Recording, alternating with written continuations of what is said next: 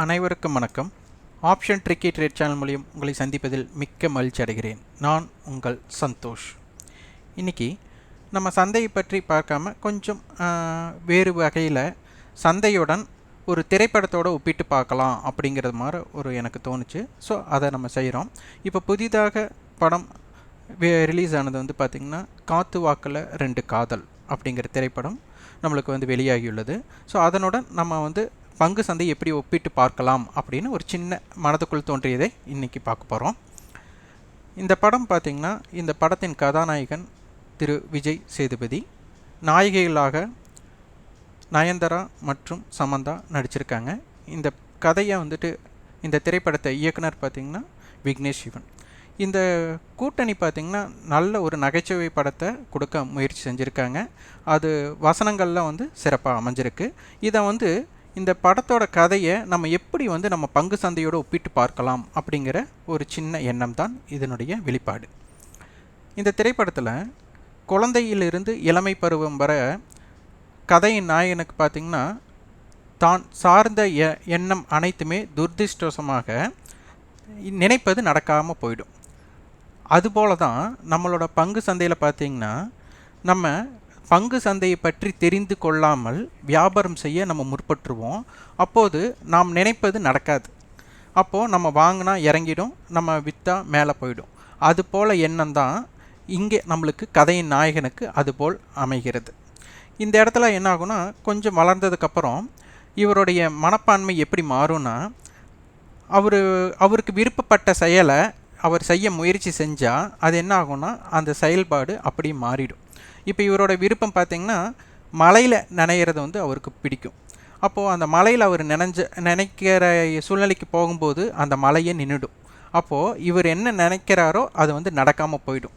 பங்கு சந்தையில் நாம் எப்படி நம்ம ஒரு வியாபாரம் செய்ய முற்படும்போது, ஏன்னா எதுவுமே நம்மளுக்கு தெரியாமல் வியாபாரம் செய்யும்போது நமக்குள்ளே என்ன ஆகும்னா, நம்ம வாங்கினதுக்கப்புறம் இறங்கிடும், நம்ம விற்றதுக்கப்புறம் மேலே போயிடும். அப்போ நம்ம என்ன சொல்லுவோன்னா, நாம் விற்றதுக்கப்புறமா யாராச்சும் வாங்கி வச்சுருந்து அவங்களுக்காச்சும் லாபம் கிடைக்கட்டுமே அப்படிங்கிற எண்ணம் நம்மளுக்குள்ளே தோன்றும்.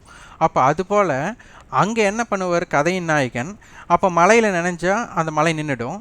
அதே திருப்பி ஒரு அந்த இடத்துல பார்த்திங்கன்னா ஒரு காட்சி அமைப்பு வச்சுருப்பாங்க.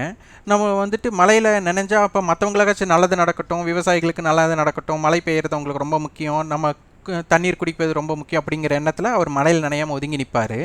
அப்போ என்ன ஆகுனா, பக்கத்தில் இருக்கும்போது பள்ளிக்கு செல்லக்கூடிய குழந்தைகள் என்ன சொல்லுவாங்க, மழை பெய்யறதுனால நம்ம தேர்வுக்கு செல்ல முடியல அப்படிங்கிற எண்ணத்தில் அவங்க சொல்லும்போது உடனே என்ன பண்ணுவார், அவர் மலையில் நனையறக்கு செல்லுவார், அந்த மழை நின்றுடும். அப்போ என்ன ஆகுனா மற்ற எல்லா செயல்பாடுகளும் நடக்கும். அப்போ அதுபோல் இங்கே நம்ம பங்கு சந்தையில் நம்ம வியாபாரம் செய்யும்போது நம்ம வாங்கி வச்சதுனால தான் அந்த பங்கு ஏறலை.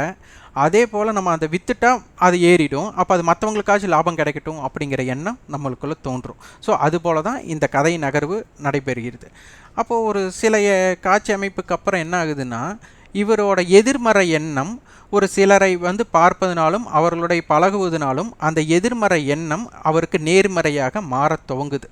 அப்போ இங்கே பங்கு சந்தையில் நம்ம என்னென்னா, சில நம்மளுக்குள்ள நெருடல்கள், நம்ம கிட்ட இருக்கிற எதிர்மறை எண்ணம், நம்ம கிட்ட இருக்கிற வியாபாரம் செஞ்சால் எப்படி செயல்பாடு நடக்கலையோ அப்படிங்கிற எண்ணத்தில் நம்ம ஒரு பயிற்சி எடுப்போம். பயிற்சின்னா நம்மளுக்கு என்னென்ன தவறு செஞ்சோமோ அதையெல்லாம் எப்படி செயல்படுத்தி அது நேர்மறையாக வியாபாரத்தில் வெற்றி பெறலாம் அப்படின்னு நம்ம யோசிக்கும்போது அது நம்மளுக்கு ஒரு சிறப்பாக அமையறக்கு தோணும். அப்போ அந்த இடம் நம்மளுக்கு நேர்மறையாக மாறும்.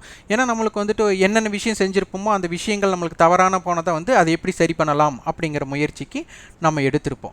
அப்போ அந்த சூழ்நிலையில் அவர் பழகிறார், கதையின் நாயகன் இருவரோட பழகிறார். பார்த்திங்கன்னா நம்மளுக்கு நயன்தாரா அவங்களோடையும் சரி, கதையின் நாயகி சமந்தா அவங்களோட 2 பேர்த்தோட பழகும்போது அவருடைய எண்ணம் நேர்மறையாக மாறி அவர் ஒரு துரதிருஷ்டமாக நினைச்ச செயலெல்லாம் பார்த்திங்கன்னா ஒரு நேர்மறையாகவே முடிகிற மாதிரி அவருக்குள்ள ஒரு தோற்றம் ஏற்படுது. இந்த செயல்பாடு நடந்துட்டு இருக்கும்போது தான் என்ன ஆகுதுன்னா, இருவருமே இவருக்கு அவங்களுடைய காதலை வெளிப்படுத்துகிறாங்க. இப்போ இந்த சூழ்நிலையில் இவர் என்ன செயல்படுறது அப்படிங்கிறத மாதிரி தான் அவர் நினைச்சிட்டு இருக்கிற இடத்துல திரைப்படத்தில் ஒரு இடைவேளை ஏற்படுகிறது. அப்போது இந்த இடத்தில் அவர் நாம் இருவரையும் ஏற்றுக்கொள்வதா இல்லை இருவரையும் தவிர்ப்பதா, இருவரையும் தவிர்ப்பதற்கு மனதில்லை. இப்போ இந்த இடத்துல பார்த்தீங்கன்னா நம்ம ஒரு பங்கு சந்தையில் அனைத்துமே நம்ம கிட்ட தெரிஞ்சதுக்கப்புறம் நம்மளுக்கு வந்து ஒரு லாபம் இருக்கும். அந்த லாபத்தை நம்ம உறுதி செய்யலாமா இல்லை இன்னும் கொஞ்சம் லாபம் வரட்டுமா அப்படின்னு நம்ம நினைப்போம். ஏஸ்லேஷன் நமக்குள்ளே வந்து ஒரு பாகுபாடு வரும். அப்போ இந்த லாபத்தை நம்ம புக் பண்ணலாமா இல்லை நட்டத்தை புக் பண்ணலாமா இல்லை புக் பண்ணாமல் வெயிட் பண்ணலாமா அப்படிங்கிற மாதிரி ஒரு நம்மளுக்குள்ளே இருக்கிற மனக்குழப்பங்கள் ஏற்படும். அதுபோல் இந்த இடைவெளிக்கு அப்புறம் ஒரு திரைப்படம் துவங்குது. அப்போ அந்த இடத்துல அவர் என்ன பண்ணுறாரு, இவங்க 2 பேர்த்துக்குமே இவருக்கு வந்து ஒரு நோய் இருப்பது போன்ற ஒரு காட்சி அமைப்பை ஏற்படுத்தி அவங்க வந்து இல்லை இது நான் தவறு பண்ணலை, அதனால் வந்துட்டு இருவரையுமே புறக்கணிக்க அவர் இயலாமல் இருவரோடுமே சேர்ந்து வாழ்கிறதுக்குண்டான வாய்ப்பு தேர்ந்தெடுப்பதற்காக லிவிங் டுகெதர் அப்படிங்கிற இடத்துல அவங்க யாருக்கிட்ட பிடிக்குதோ அவங்களோட வந்துட்டு திருமணம் செய்து கொள்ளலாம் அப்படிங்கிற எண்ணத்தில் ஏற்படுது. இங்கே நம்மளுக்கு என்ன ஏற்படுதுன்னா ஸ்டாக் மார்க்கெட்லேயும் நம்மளுக்கு அனைத்துமே தெரிந்து நம்மளுக்கு வியாபாரத்தை முற்பட்டு செய்யும்போது இந்த இடத்துல வந்துட்டு நம்மக்கிட்ட இருக்கிற முதலீடு பத்தாது. அப்போ நம்ம என்ன பண்ணலாம், திருப்பி ஒரு கடன் வாங்கி நம்மளோட முதலீடை அதிகரித்து அதன் மூலம் கிடைக்கக்கூடிய லாபத்தை பயன்படுத்தி அந்த கடனை மடித்து நம்மளும் பெரிய ஆள் ஆகிடலாம் அப்படிங்கிற எண்ணத்தில் நம்ம என்ன பண்ணுவோம், இங்கே லிவிங் டுகெதர் மாதிரி இங்கே வந்துட்டு நம்ம கடன் வாங்கி வியாபாரம் செய்யலாம் அப்படிங்கிற முதலீடை ஏற்படுத்தி நம்ம வந்து வியாபாரம் செய்ய தொடங்குவோம். இப்போது எப்போவுமே 2 குதிரையில் நம்ம வந்து பயணம் செய்ய முடியாது. அப்போது 2 குதிரையில் பயணம் செய்யும்போது எந்த குதிரை எந்த வேகத்தில் செல்லும் அப்படிங்கிறது நம்மளுக்கு தெரியாது. அப்போ அதுபோல் இவர் வந்துட்டு ஒரு சில ஏமாற்று வேலை செஞ்சு தான் அவங்க 2 பேர்த்தையும் நம்ப வச்சுருக்காங்க. அப்போ இந்த இடத்துல அவங்களுக்கு அந்த உண்மை தெரிய வருது. அப்போது இந்த உண்மை தெரியும் போது அவர்கள் இருவரும் என்னன்னா இவரை விட்டு பிரிகிறாங்க. அப்போ இவரை விட்டு பிரியும் போது இவருக்கு நேர்மறையாக எண்ணம் இருந்தது அனைத்துமே எதிர்மறை எண்ணமாக நடைபெறுவது போல் இவருக்கு ஒரு தோற்றம் ஏற்படுகிறது. அப்போ இங்கே பங்கு சந்தையிலையும் நம்ம வந்து கடன் வாங்கி ஒரு முதலீடு செஞ்சாச்சு, அப்போ நம்ம முதலீடு அதிகரிச்சாச்சு. அப்போ அந்த முதலீடு அதிகரிக்கும் போது லாபமாக இருந்தாலும் சரி நட்டமாக இருந்தாலும் சரி அது அதிகமாக ஏற்படும். அப்போது இந்த இடத்துல நம்ம எப்படி முதலீட்டை பயன்படுத்துவது என்ற குழப்ப நிலையில் நம்மளுக்கு வந்து வெயிட் பண்ணுவோம். அப்போ வந்து லாபம் இருக்கும்போது வெயிட் பண்ண மாட்டோம், நஷ்டம் இருக்கும்போது அதிகமாக வெயிட் பண்ணுவோம். அப்போ இந்த இடத்துல என்ன ஆகும்னா நம்மளோட முதலீடு கரைய ஆரம்பிச்சிடும். அப்போ திருப்பி என்ன ஆகுது, நமக்குள்ளே வந்து ஒரு எதிர்மறை எண்ணம் நம்மளுக்குள்ளே உருவாகுது. அப்போ இந்த இடத்துல மார்க்கெட்டை பொறுத்தவரை நம்ம என்ன செயல்படுகிறோம் அப்படிங்கிறது மாறுபடுது.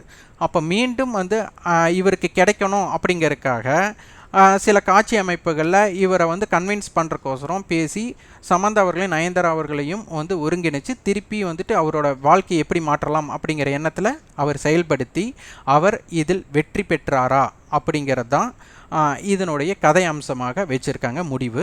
இந்த முடிவு யாரும் எதிர்பார்க்கும் வண்ணம் அமைஞ்சதா அமையலையா அப்படிங்கிறது இந்த திரைப்படத்தை உங்களுக்கு நீங்கள் பார்க்கும்போது இது ஏற்படும். அதே மாதிரி நம்மளுக்கு வந்துட்டு பங்கு சந்தையிலையும் நம்ம அதிகமான முதலீடு செஞ்சு அதன் மூலம் நம்ம மீட்டெடுக்க முடியுமா முடியாதா அப்படிங்கிற கதை அமைப்பு உங்கள் கிட்டையும் இருக்குது. அப்போது அந்த பங்கு சந்தையும் சரி இந்த திரைப்படமும் சரி இந்த இறுதியில் இது என்ன நடக்கும் அப்படிங்கிறது நம்ம கையில் தான் இருக்குது. அதே மாதிரி அங்கே என்ன நடக்குங்கிறது நீங்களும் பாருங்கள். இந்த ஒப்பீடு உங்களுக்கு பிடிச்சிருந்தா லைக் பண்ணுங்கள், ஷேர் பண்ணுங்கள், சப்ஸ்கிரைப் பண்ணுங்கள். நன்றி, வணக்கம்.